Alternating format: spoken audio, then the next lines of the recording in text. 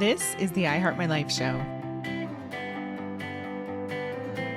Welcome to the I Heart My Life show. We have the incredible Holly Copeland with us today, and I know it's going to be an amazing conversation full of lots of depth, lots of information about how you can transform in ways that you might not expect. So we're going to go ahead and dive in. Welcome, Holly. Thank you so much, Emily. I'm super delighted to be here. Hello, everyone. So I'd love for you to share a little bit about your backstory because I feel like that really helps us understand how you even came to do this work. Any of the highlights or lowlights that brought you to this moment, or anything that you feel the audience should know about you before we dive into some of the juicy content. Okay, sure. Well, I love to start by just saying that I have a lifelong connection to nature. I was somebody who grew up camping and backpacking, and as a child, really connected with nature. And I was one of those 12-year-olds who was like, I'm going to save the whales when I grow up. I don't know if you can relate, that little girl, magical, just really wanted the world to be okay and really loved animals deeply and felt like I was, sad about what we were doing to the animals. And that led me in college to a career really focusing on the environment and got a degree that would help me do something for the environment and ultimately landed me a job at the Nature Conservancy as an ecologist and conservation scientist. I actually was their lead map maker, and I spent all this time like exploring the natural world and mapping it and helping guide their like how they would choose to preserve different parcels of land. I did that career and was with them for 20 years. And for most of that time, I felt like, oh, I found my dream job. This is amazing. I actually moved to Wyoming and raised my daughters there because my husband at the time and I were just passionate about giving our children a life in the woods and that connection to nature. And I really thought that that's the job I would have. I mean, by all right, I thought like I'd made it. And I got to that point, though, where somewhere about in my mid-40s, it was about 6 years ago, where I had this feeling like it will never be enough. And even though I'd, like, checked all the boxes and I'd done everything, I had this, like, beautiful dream job and children and the loving husband, and yet it felt like I just everything I would do, there was always the next awful thing that I would read about in the papers and the next awful thing that humanity was doing. And it really started to weigh on me, and I felt like I didn't know how to be happy. I didn't know how to make that shift into a place of happiness. I don't know if you or your listeners can resonate, but that crisis sent me on a deep spiritual journey where I explored meditation, sound healing, plant medicine, and led ultimately a lot of work with frequency. And I also had a major healing crisis. I got exposed to mold. And so my body was like physically unwell for years. And coming through all of that, I shifted everything. I ended up quitting my job. I ended up doing the work to be sitting here talking to you now. And now looking back, I'm completely, utterly thankful for all of it. But at the time, I was in absolute crisis. And I mean, I was devastated by the planet, by the mold crisis, by everything. And that's how I'm here talking to you now. Thank you for sharing that. Yeah, I can definitely relate on a different level. When I lived in London and was there for the first time, I was in the midst of a quarter life crisis and I actually hired a happiness coach because I realized I didn't know how to be happy. And felt very deeply, just like you did, not just about animals and about the world, but about just that I was meant to do something big with my life, but I couldn't figure out what that was. And it was just painful to be in this place of, I don't have the clarity. I don't have the steps to take. And I didn't know how to, shift my energy, shift my vibration until I made that happen.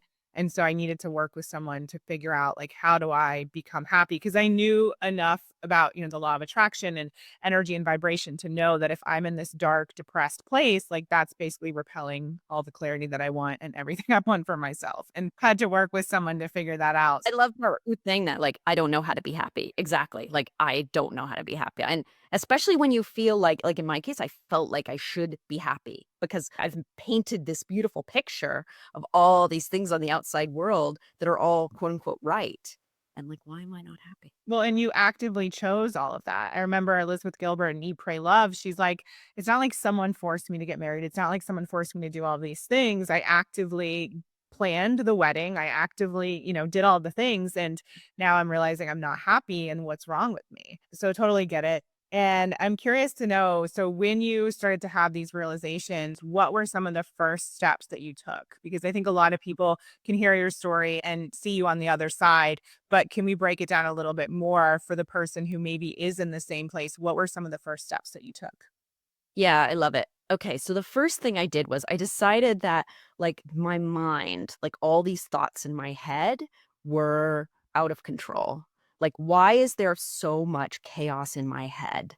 And I'd been on the spiritual path long enough because I'd actually got into metaphysics and spiritualist path when I was 14. So like I knew that meditation and these different ways of working with the mind were good things to do, but I had never taken I'd like tried meditation for various times. It was like too hard.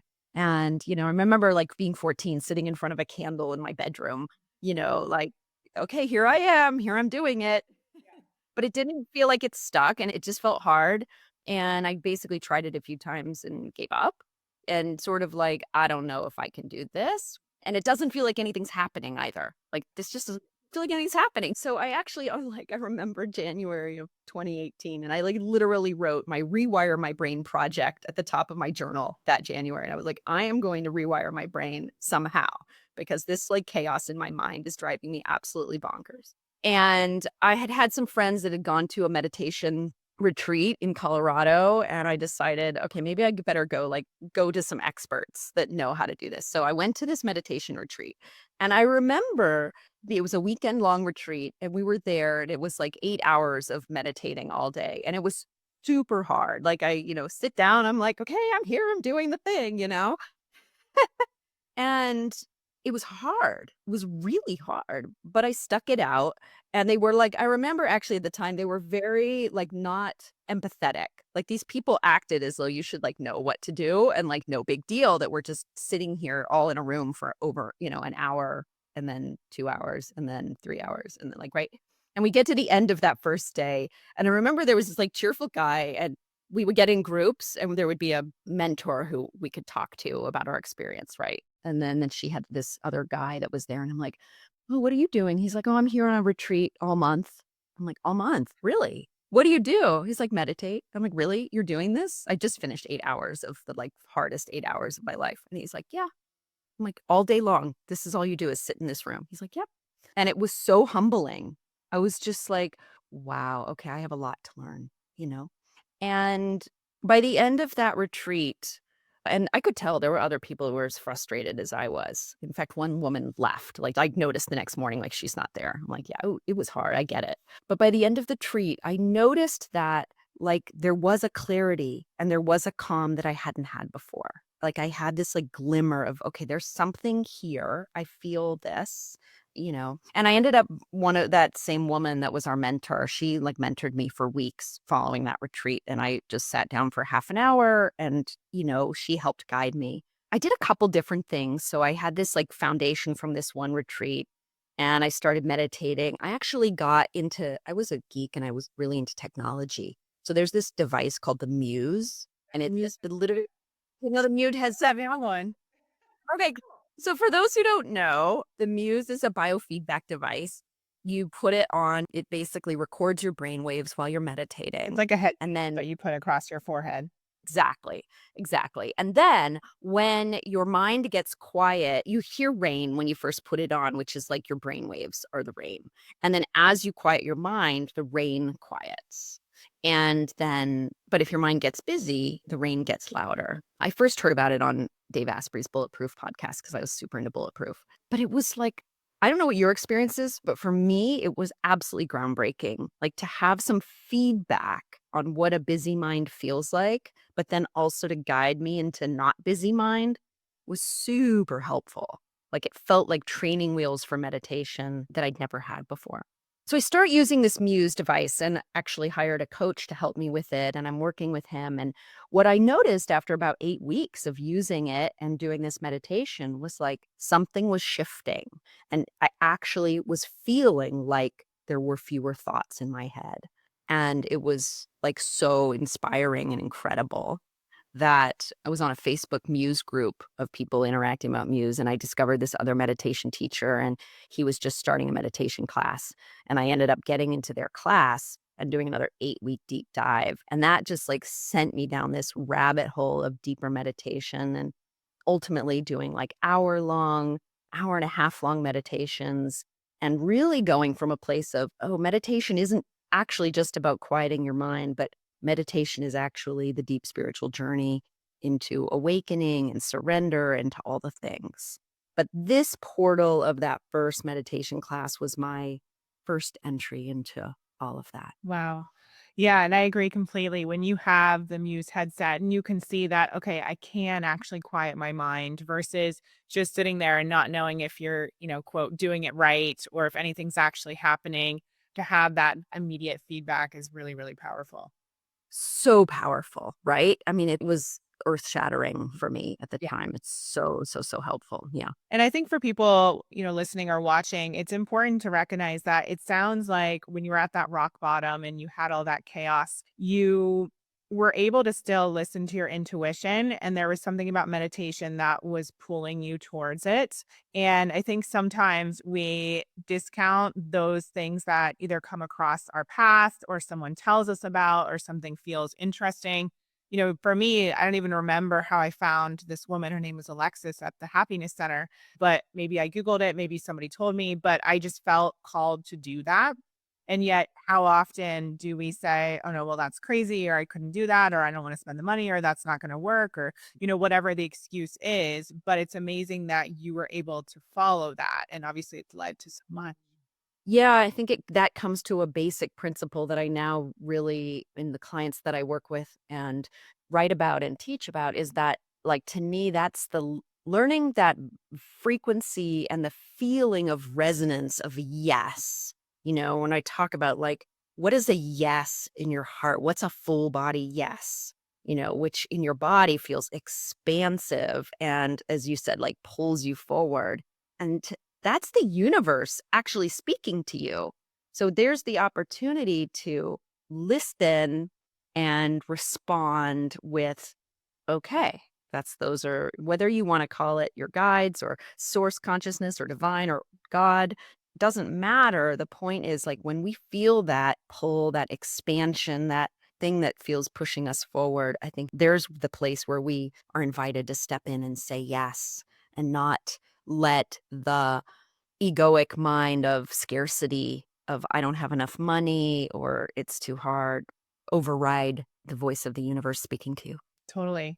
And after you started practicing meditation, what were some of the shifts that you experienced? Oh my goodness. Well, everything.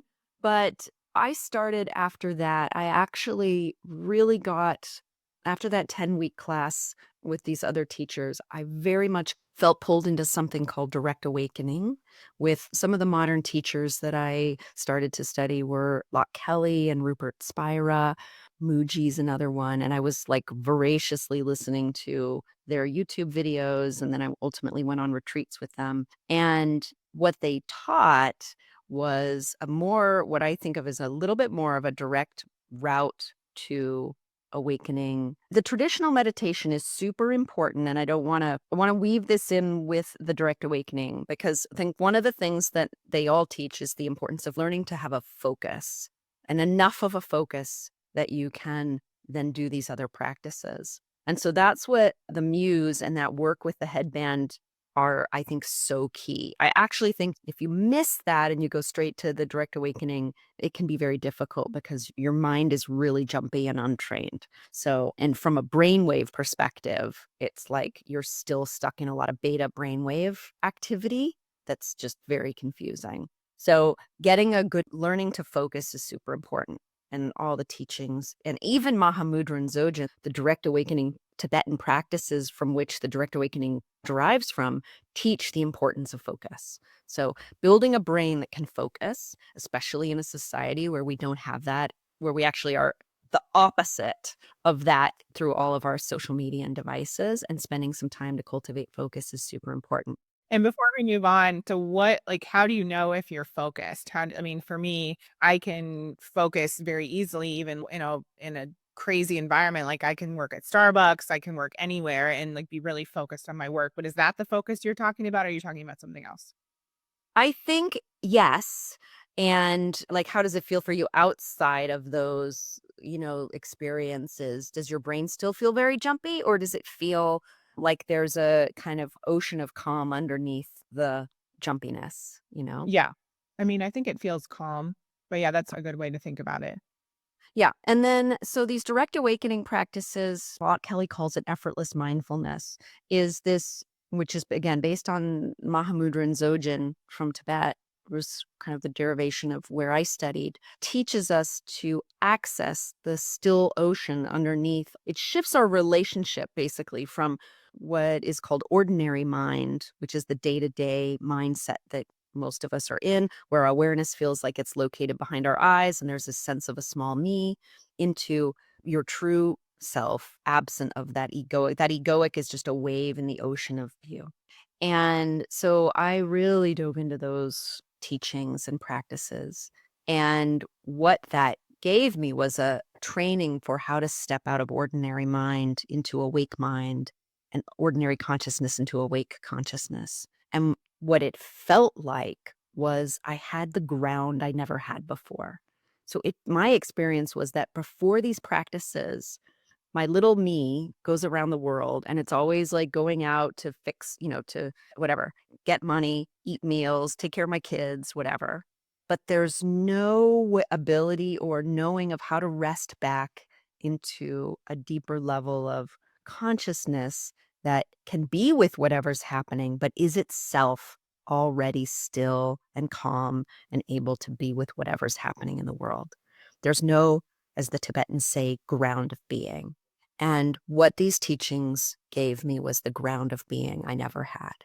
Having that ground of being utterly changed all of my experience of being human. Can you give us an example or even a recent example of how something like that could change your experience of being human? And yeah, what is an example of being human? Yeah. So from ordinary waking mind, life is like a series of being caught in the play where I am reacting to everything that's happening and just moving about to the next thing, to the next thing, to the next thing. Not able to rest in the space. And so the thing is that meditation for me is not a practice anymore that is like, I'm going to go do my meditation and then I shift into my ordinary life. Actually, these practices are, you practice to not leave that awake state, Right. right? Yeah. So Yeah. being It is a way of being that it's actually shifting. And in Locke Kelly's map, which I find very helpful and useful, there's the kind of final stage is an open-hearted, what he calls heart mind. And that heart mind space feels like the center of your being. Like, I don't know for you, but like it can feel like the center of your being is kind of behind your eyes. And what it feels to me like is the center of my being is more centered out of my heart. So we could even say to you and your audience right now, like we're going to try to take it out of the conceptual and the experiential for a moment, because that's actually the way to see what I'm talking about. Okay. So does everybody, and do you feel like there's kind of a location of consciousness that feels behind your eyes? Do you feel that sense of being? yeah. Okay. So what I'm going to ask you to do is see if you can move that center of being, and you might look away from the screen and just focus on, sort of more panoramic out in front of you, and feel like you can move that center of being so you're aware now from your jaw, from within your jaw, then be aware from your neck, within your neck, like let that center being float down to your chest. So you're kind of feeling your chest from within your chest, and then let it rest in your heart, being aware of your heart from within your heart. So that it feels like you're in your heart, not like you're looking down from above, but more like it's centered there. And if your heart had eyes, you were looking out through the eyes of your heart. Can you feel that? Yeah, that's so beautiful. I think that I actually operate from that space. Like when you were talking, I think that that's the way that I operate. Obviously, I heart my life. Heart is very much at the center of everything that I do and who I am. Yeah. Yeah, I feel that in you too. And if you were to describe that space and what it feels like from there, what would you say? Like, how would you describe the feeling of being in your heart, looking out through your heart versus I know you're sort of, you may not normally be in your mind, but how does it feel qualitatively different to you? Yeah, I mean, it's what you described. It's a lot more grounding and it feels more peaceful. It feels less busy. It feels more certain. It feels like more trust, more faith. I think the mind can be a very confusing place, but when you're grounded in your heart, in particular, the example that's coming up for me is, my purpose and what I desire for my life and what I'm being called for and what I actually want and who I am and my truth about myself. It's easier to shut out all the noise and all the things that are swirling around for most people on a regular basis. So it just feels a lot more grounded, like kind of like you'd feel if you took a deep breath or you sigh. Yes, exactly. I agree. It feels more grounded. And what I noticed too is that, I mean, we could even think about this biologically. The brain is in two hemispheres. And so it feels like there's this, when you're up in your brain, there's a little bit like a war going on between the two sides. Yeah. Heart isn't divided into two sides, the heart is one. So you're literally moving out of the two-side conversation that's going on. It feels more unified to me. Well, if you look at the mind, there's always question marks, whereas the heart, it's very much matter of fact. And matter of fact's not the right phrase, but it's just like there's one, it's clear. And yeah, so that's super interesting. Yeah, and so that shift and then learning to practice, it becomes a practice. So the practice becomes learning to live from this space of open heart mind awareness and know where to go to access it and how to access it. And the different practices I learned from Locke and from other teachers taught me how to shift this local awareness into a much more open-hearted way of being. And then from there, I did a lot of work with IFS, internal family systems. So from there, this like, okay, that's fantastic. That's like awakening to the peace of your true being, right? And this is a bit of what I teach in what I call the inner rewilding journey, which is kind of what I take people on. That awakening to peace is absolutely life-changing, and yet there's still a lot of beliefs and energetic patterns of emotional gunk that we have accumulated from a lifetime of all the different things that happen to us and traumas, and those need to be relieved or worked with or addressed, and so then it became a journey of clearing energetically and working with all of the, old beliefs and patterns and traumas that I had held. And so my experience was it didn't go away. Like, not all that stuff goes away just because you awaken to peace, although it might for some. But then I began this whole new journey of working with the emotional gunk and learning to clear it through frequency, through vibration, through sound healing and breath. I hope you're enjoying the episode so far. Before we get back to the interview, I wanted to share a little something I think you'll find valuable. If you're looking for more clarity on what you want in life or feel like something is holding you back, I've created a free Dream Life Guide just for you. It's a step-by-step resource to help you get clear on your goals and break through any mindset blocks that might be in the way. You can grab it at iheartmylife.com/guide. And as a bonus, I've also included a private podcast feed to go along with the guide to give you even more value and support.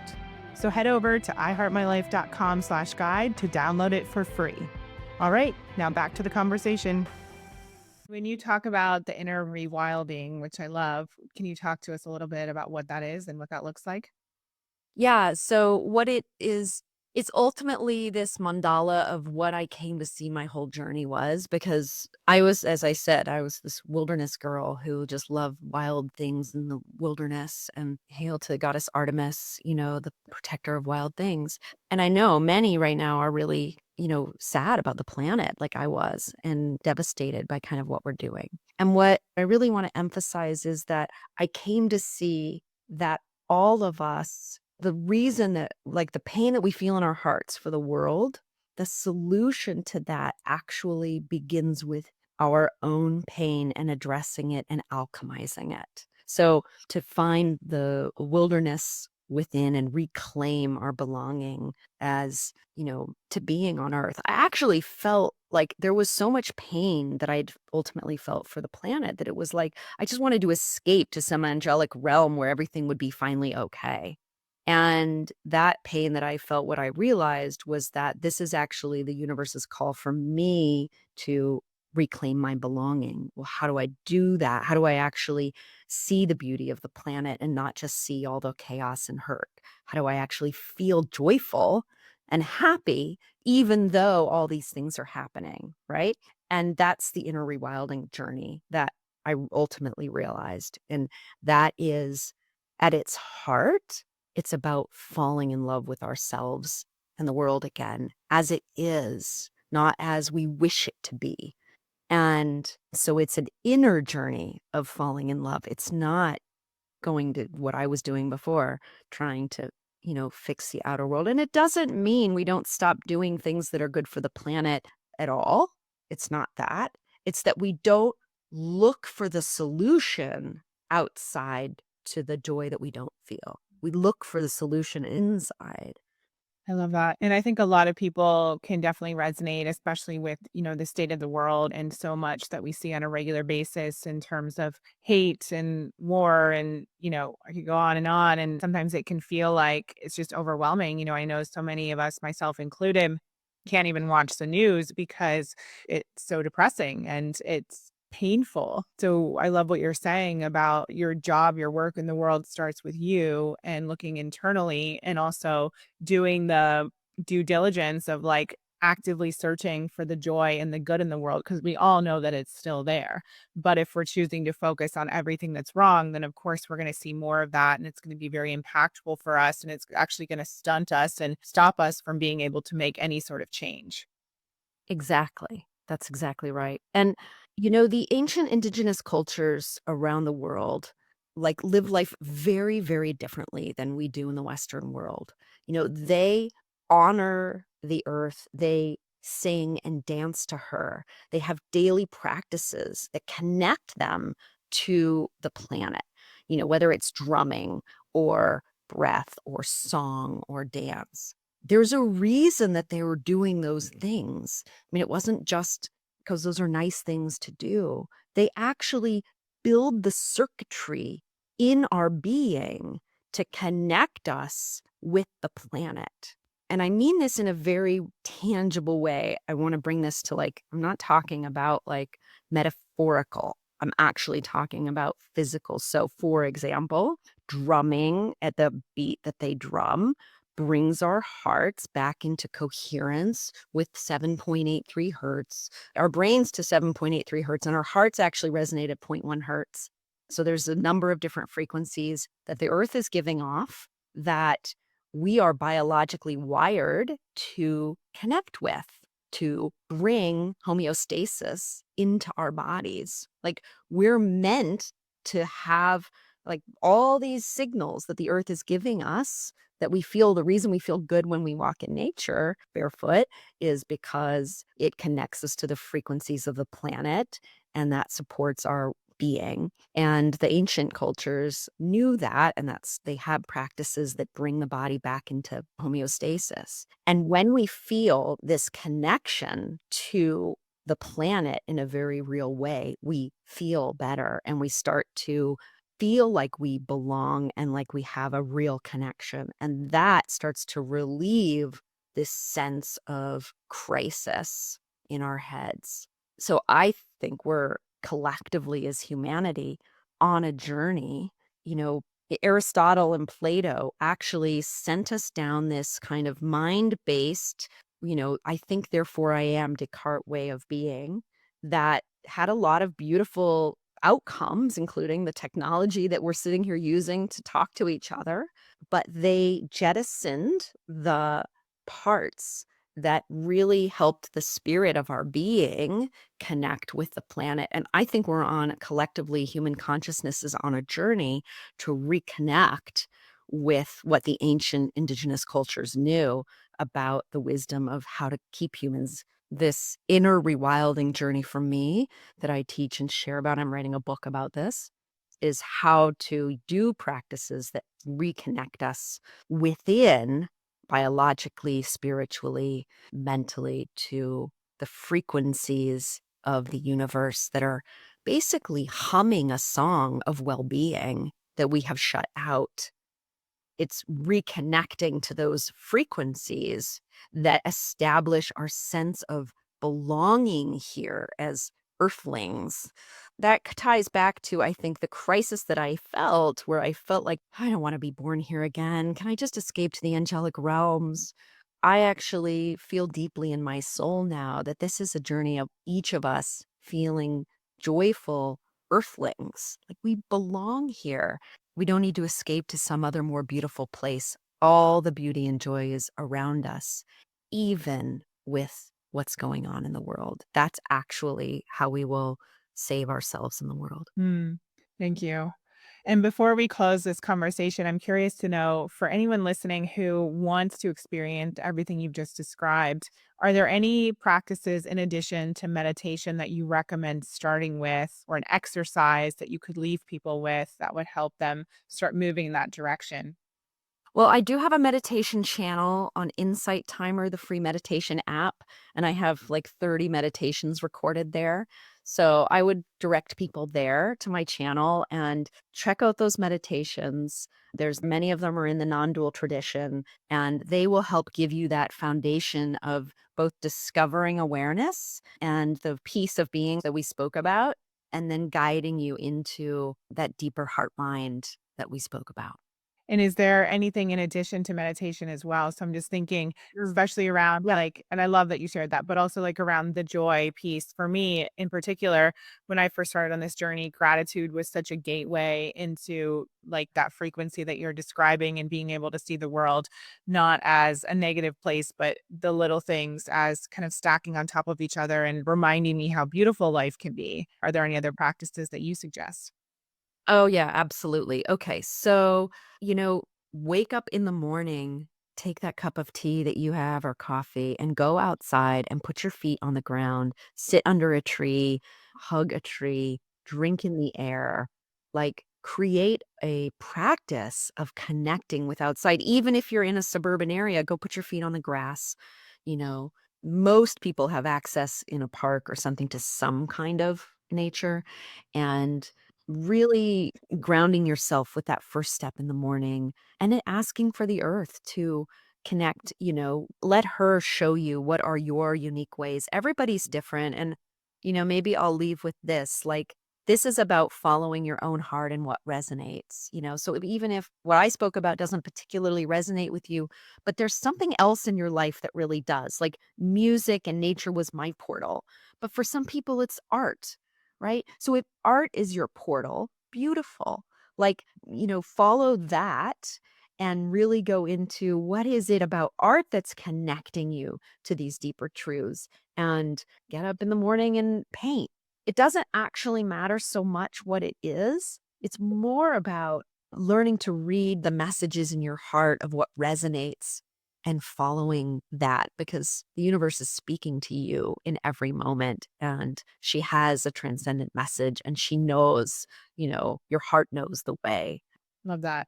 And would that be your answer if I were to ask you, how do our listeners create a life that's better than their dreams? Would that be the answer? Yeah, the answer is listen to your heart. And I know, Holly, you're really passionate about the Muse headset. Like I said, I have one as well, and we do highly recommend them. So we'll put your affiliate link in the show notes so people can go and grab one for themselves. Is there anything you wanted to mention about that as well? Awesome. Yeah. If anybody has any questions about using it, I actually have a Facebook community called Heart Mind Alchemy Lab where people share about their experiences using this technology. It's been a joy to have this conversation, and I'm so grateful that you chose to follow your heart. So grateful for you and all this wisdom and for reminding us just what's available for us to tap into literally immediately. I think we overcomplicate things and we make transformation harder than it needs to be. There are these practices and tools that you've given us that have been around for so many years, and they're available to all of us. So thank you. Yeah, you're so welcome. Thank you. Thank you for listening to the I Heart My Life show. If you enjoyed this episode, please share it with 3 friends or post about it on social media using the hashtag I Heart My Life show. And don't forget to rate and review the show on Apple Podcasts. It really does help us spread the movement far and wide. Remember, everything you desire is possible. Keep believing in your dreams and taking action.